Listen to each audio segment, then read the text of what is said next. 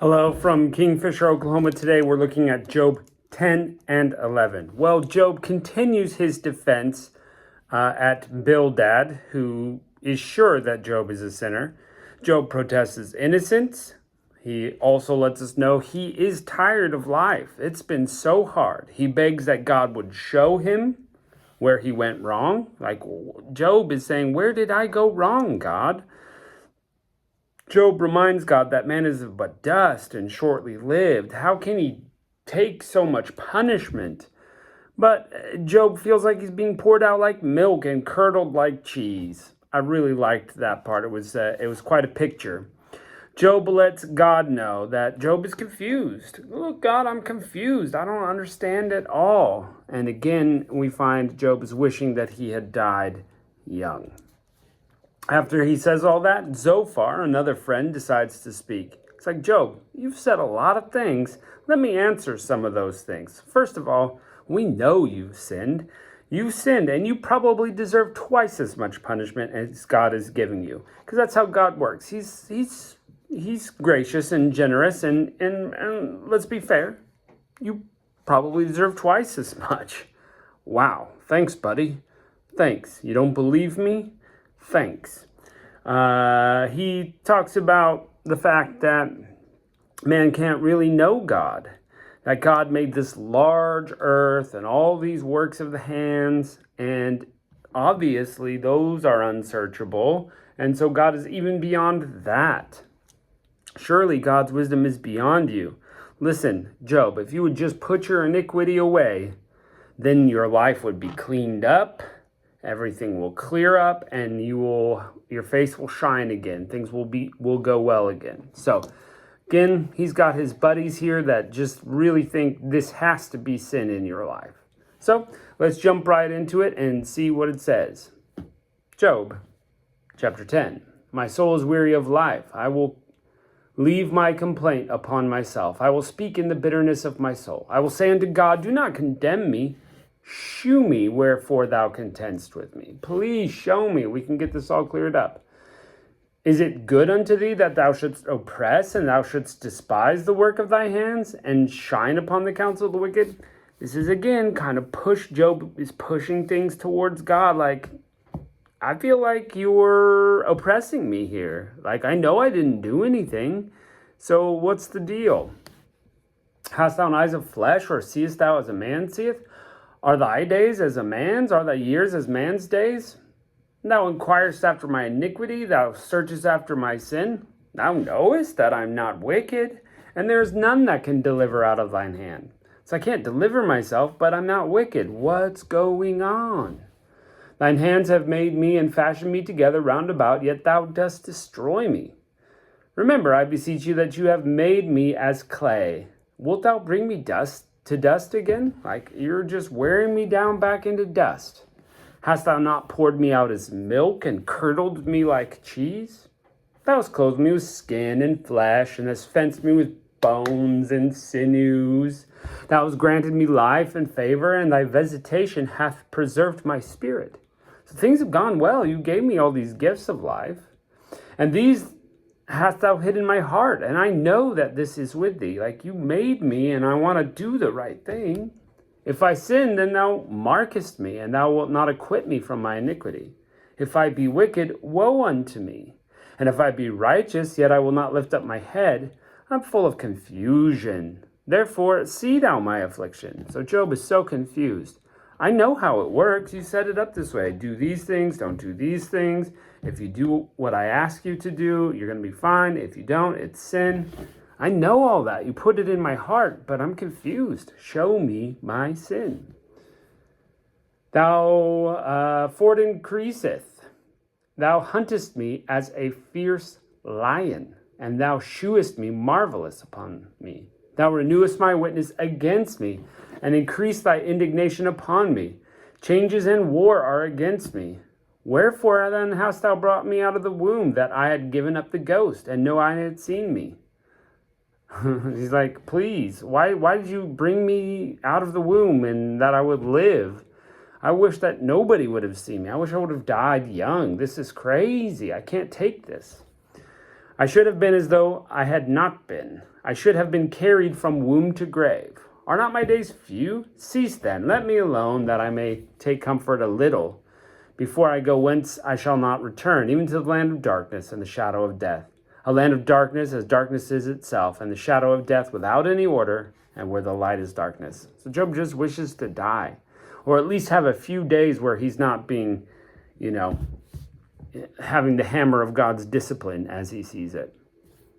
So, yeah, it's very lament-like. It reminds me of the Psalms that we're going to get to, that David expresses all of his emotions and just gets it out there before God.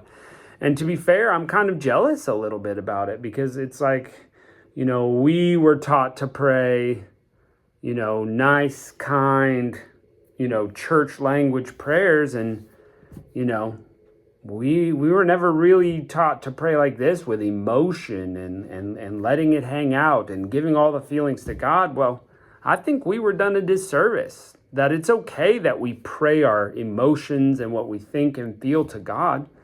He already knows it anyway, right? David was a God after man's own heart, and he prayed all the emotions, including asking for the death of his enemies.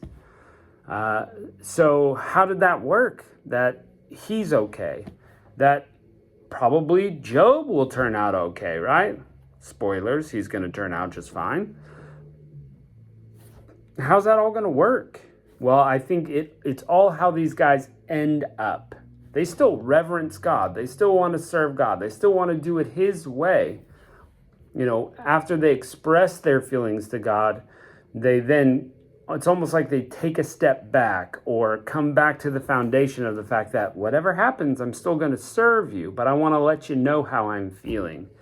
Kind of like in any sort of close relationship, you have to tell the truth. You have to say what's really happening. Otherwise, the person doesn't know. Now, God knows. I'm not saying that. But it's like you have to have this back and forth of true emotion, true thoughts, true feelings expressed. It's not like Job is yelling and screaming at God and telling him he hates him. He's just questioning what's happening. So I think there's some good emotion that you can get out, and I think that your prayer life will benefit from being honest with God. So anyway, here we go, chapter 11. Then answered Zophar the Naamathite and said, should not the multitude of words be answered? And should a man full of talk be justified? Should thy lies make men hold their peace? And when thou mockest, shall they not make thee ashamed? Look, I'm going to, give a rebuttal here, because you're out of line, Job. For thou said, my doctrine is pure, and I am clean in thine eyes. But, oh, that God would speak, and open his lips against thee, and he would shew thee the secrets of wisdom, that they are double to which that which is. Know therefore that God exacteth of thee less than thy iniquity deserveth. God really, he's gone light on you, because you're a sinner, and here you're denying it, so you probably deserve more. Yikes, ouch. Canst thou, by searching, find out God? Canst thou find out the Almighty unto perfection? Will you know everything, you human? It is as high as heaven. What canst thou do? Deeper than hell. What's that canst thou know? The measure thereof is longer than the earth and broader than the sea. If he cut off, or shut up, or gather together, then who can hinder him? Like, you're not powerful, God is. For he knoweth vain men, he sees wickedness also. Will he not then consider it? For vain men would be wise, though man be born like a wild ass's colt. If thou prepare in thine heart, and stretch out thy hands towards him, if thy iniquity be in thy hand, put it away. Let not wickedness dwell in thy tabernacles. Look, put your sin away. Get rid of it. God knows you're a sinner, so get rid of it. Because thou shalt forget thy misery, and remember it as waters pass away. So this is going to be a bad memory later. You'll get over it and past it. Thine age shall be clearer than noonday. Thou shalt shine forth. Thou shalt be as the morning. Thou shalt be secure, because there is hope. Yea, thou shalt dig about thee, and thou shalt take thy rest in safety. Once you get sin out of your life, things are going to go so much better. Come on, Job, get with it. That's what his friend is saying.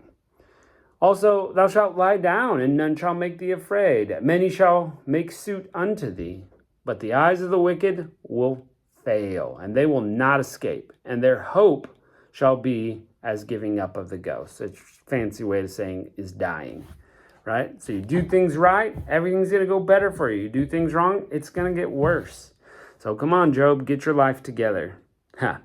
Well, it's a very interesting debate back and forth. The friends are, in essence, saying the same thing to Job, just in a slightly different manner. They all think he's sinned. That's obvious. It's obvious that God would punish you because you're a sinner. Job is protesting his innocence. And they're all giving props to God for being mighty and powerful and above understanding. And, but the best we could do is just keep sin out of our life. And let's be fair, those things are right, that God is mighty and powerful, and we should keep sin out of our life, but we haven't quite got to the understanding that sometimes things happen even though you didn't do anything. So, we will get there eventually. And thanks for joining us today, and we're going to keep plunging right in through this conversation about why bad things happen to good people. So, thanks for joining us, and we'll catch you next time.